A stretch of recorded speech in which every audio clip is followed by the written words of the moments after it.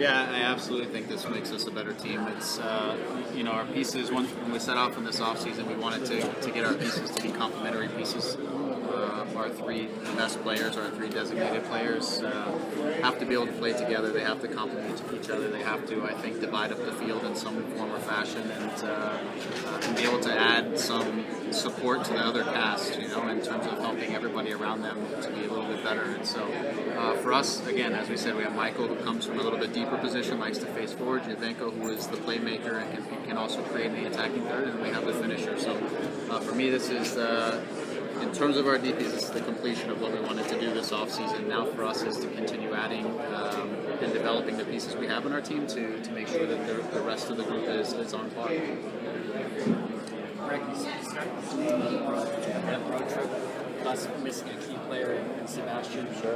What are your thoughts on how to sort of, keep in the mix and above the line for that first part of the season? It's going to be very challenging. Yeah, I think it's for us. It's about our system and how we want to play. It's about our organization, both in possession and in transition and out of possession. There's a lot this year that we want to be better at in terms of our discipline and our organization, so that we can protect each other in these transition moments. So we'll understand how to possess the ball, and we'll understand how to protect ourselves. And by the time Sebastian comes, we'll be plugging in a key piece into what we're already doing, who can then create some more ideas. But as our group moves forward, we will have a very clear idea of what we're doing on the field, both on the road and at home when we get back home.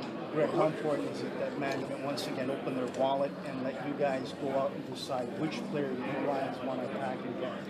I mean, the commitment that they've made in the past years, and really since this club since its inception, is second to none. Really, it's been an amazing process working with them through this whole off season.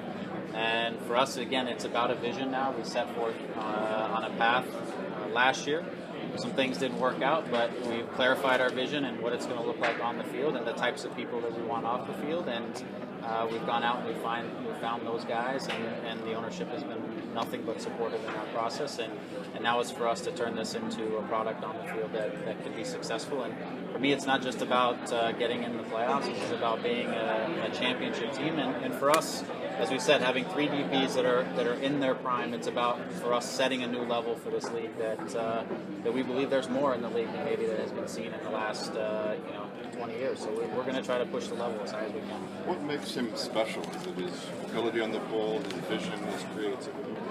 Yeah, I think all of the above. I think there are not a ton of players in the world who can pick up the ball in the tightest of spaces and still be able to eliminate the first defender, draw people into them, which then frees up other people.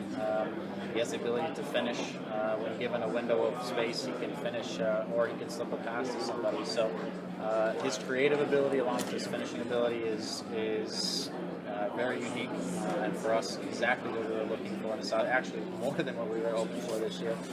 But he's that piece that Are you surprised you got it? A little bit, we made a very short list in the off season and some of those targets we thought were maybe not reachable. It was really an interesting process. We went and we watched him live, and our scouts came away going, "That's a great idea, but there's no way we're getting anywhere near this guy."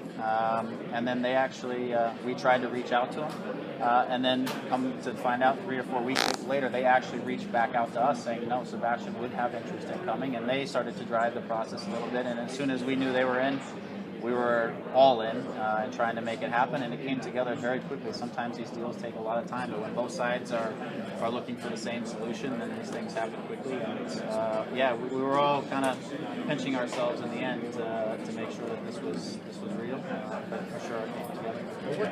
What kind of personality is he? On the short video message, he seemed a bubbly personality. Is he an outgoing type? Do you think he'll embrace the role of being one of the faces of the franchise? Yeah, and that's something he looks forward to. I think it's even though he's been a long-standing player at Juventus, he was a piece of the puzzle for them. He comes here being a major piece for us and a focal point for us in our attack. And obviously, it's something that is interesting for him in a community with a large Italian population, he wants to step up and be that representation and be that guy on the field. And so everything I know of him and in the discussions and as well as speaking with people is he is a pleasure to be around. He is the friendliest of guys, a bit of a jokester at times, but loves playing the game and should be a great addition to us. But we've heard nothing but positive things. We spoke to some players at other clubs and said, listen, if you have the opportunity with this guy, you get him. There's no two ways about this. He is a great individual and obviously a great player. There's a lot of skepticism out there. How would you say this deal is different from, let's say, the bloody big deal last year? Yeah, again, I think last year with Jermaine, we're making the big sell on what MLSE is all about, and we're trying to sell him to come here. This is a great move for your career. Versus Giovinco, who is, like Tim said, he's meeting us halfway. He was as much a part of driving this process, he and his representation, as we were of selling sort of what MLSE is about. I think that and the fact that he's in his prime, that he's coming to a city and he is a big representation of a big part of the city, that and all the character side of things that we've gotten from everybody around him, it feels different. I think the personality and from him is different, and he's a little bit of a giver, which is important in this, because we all have to give a little bit of ourselves to make this successful, and he understands that as well as anybody. So as a coach, you start thinking, hey, I mean, we're going to be stronger in this area, maybe weaker in this area, and do you start strategizing this early before you even have a chance to see these players in person?